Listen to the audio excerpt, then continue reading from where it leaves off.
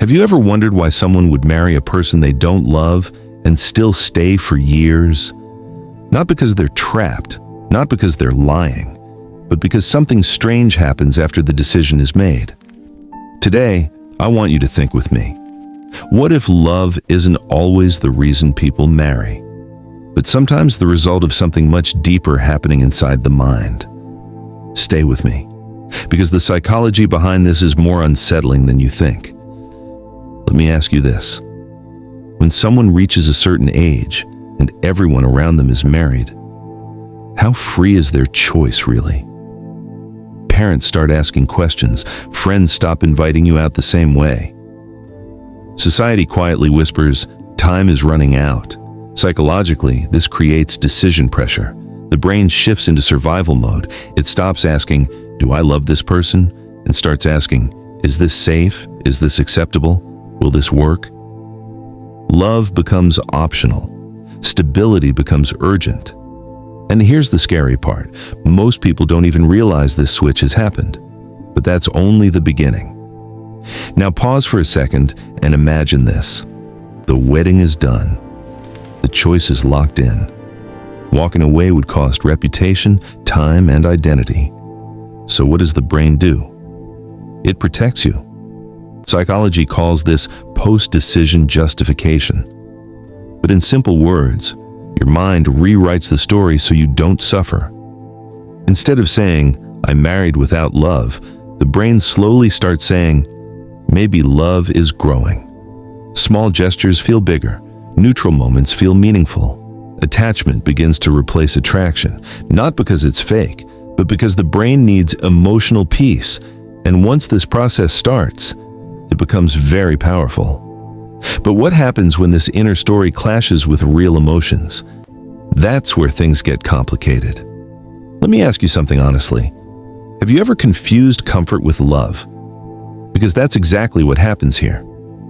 When two people share a home, routines, problems, and responsibilities, the brain releases attachment chemicals, not fireworks, not obsession, but safety. And safety feels warm, predictable, familiar.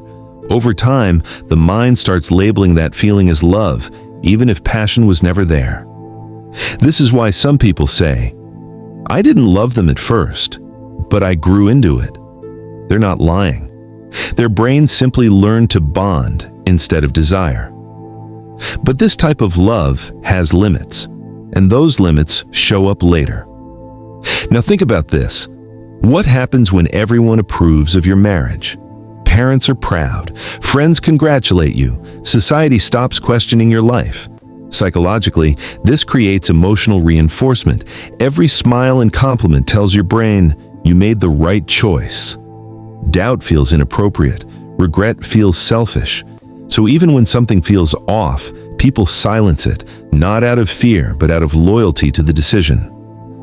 The relationship isn't just personal anymore. It becomes part of your identity. And once that happens, walking away feels like losing yourself. But silence has consequences. Here's the part nobody likes to admit. When love is missing, something else slowly disappears.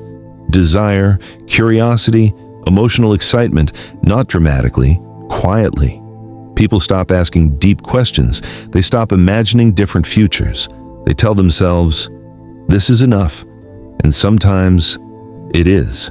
But other times it turns into emotional numbness, not pain, not happiness, just flatness. The most dangerous marriages aren't the loud ones. They're the quiet ones where nothing feels wrong, but nothing feels alive either. And that leads to the most important question of all. Now here's something that might surprise you. Not everyone who marries without love regrets it. Some people don't want intensity. They don't want emotional highs and lows. They want calm. Psychologically, these people value security over stimulation. For them, love isn't passion. It's reliability, consistency, shared purpose. They don't ask, does this excite me? They ask, can I build a life here? And for some personalities, that answer is enough. But contentment and fulfillment are not the same thing. Problems appear when expectations don't match reality, when someone secretly hopes love will magically appear, or when they sacrifice desire while still craving it. The mind keeps saying, "Be grateful." The heart keeps asking, "Is this all?" That inner conflict creates emotional tension, not always cheating, not always separation. Sometimes it shows up as irritability, sometimes as distance, sometimes as feeling lonely next to the person you married. And once that gap becomes conscious, it's hard to unsee. So let me leave you with this. The real issue isn't marrying without love. It's marrying without understanding yourself. Some people can build love after commitment. Others slowly disappear inside it. The difference isn't the partner. It's awareness. And if this kind of psychological insight speaks to you, you'll definitely enjoy the other videos waiting for you on Archetype Paradox. They go even deeper into the human mind and the choices we rarely question. Make sure to check them out. I'll see you there.